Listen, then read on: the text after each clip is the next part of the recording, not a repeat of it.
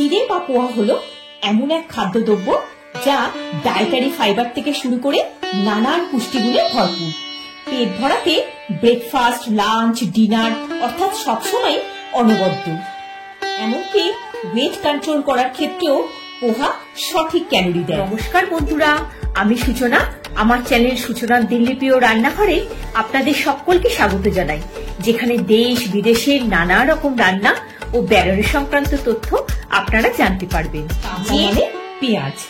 প্রথমে চিড়েটা একটা বোলে নিয়ে নিচ্ছি। চিড়ে দু রকমের হয়, মোটা ও পাতলা। এক্ষেত্রে মোটা চিড়েটাই লাগবে, পাতলা চিড়ে দিয়ে করলে স্ম্যাশ হয়ে যেতে পারে। নিয়ে নিচ্ছি মেজারিং কাপে 2 কাপ চিড়ে। এটা মোটা চিড়ে। চিড়েটা যাতে ডুবে থাকে পরিমাণ মতো জল দিয়ে হালকা হাতে চিড়েটা ধুয়ে নিতে হবে, না হলে চিড়েটা ভেঙে যেতে পারে। জলটা চেঞ্জ করে চিড়েটা পরিষ্কার করে নিতে হবে।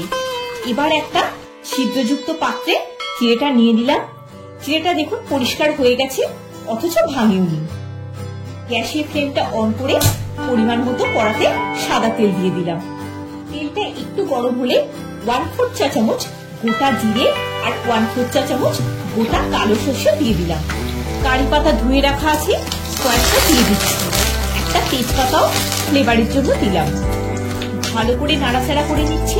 সুগন্ধ বেরোলে একটা বড় সাইজের অমলেট কাট করা পেঁয়াজ দিয়ে ভাজা ভাজা করে নিতে হবে।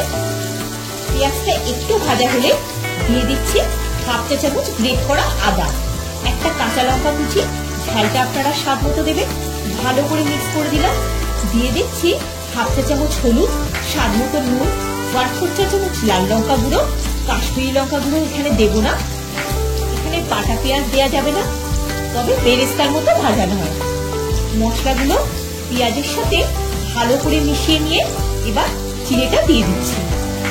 চিড়ে যেহেতু চট করে মিশতে চায় না, তাই একটু খেয়াল করে মেশাতে হবে। চিড়েটার সাথে মশলাটা ভালো করে মিশিয়ে নিতে হবে। দিয়ে দিচ্ছি 1 টেবিল চামচ গুঁড়ো চিনি, না থাকলে দানা চিনিও দিতে পারেন। ভালো করে মিশিয়ে দিচ্ছি। এতে রসুন দেওয়ার দরকার নেই। কয়েকটা কিশমিশ আর রোস্টেড চিনেবাদাম নিয়ে নিয়েছি। যদি আপনাদের কাছে কাঁচা বাদাম থাকে তাহলে একটু রোস্ট করে নেবেন। কিছুটা বাদাম রেখে দিয়ে বাকিটা দিয়ে দিলাম। সবকিছু ভালো করে মিশিয়ে দিচ্ছি। গ্যাসের ফ্লেমটা লোতে রেখে একটা ঢাকা দিয়ে মিনিট 2-3 একটু কুক হতে দেব, যাতে চিড়েটার সাথে মশলাটা ভালো করে কোট হয়ে যায়। কান্দা পোহাতে পাতিলেবুর রসটা দেয়া হয় একটা খাট্টা মিঠা টেস্টের জন্য। ঢাকাটা খুলে দেখে নিচ্ছি। দেখুন চিড়েটা পুরো মজে গেছে। একটু মিক্স করে দিচ্ছি। কান্দা পোহা রেডি।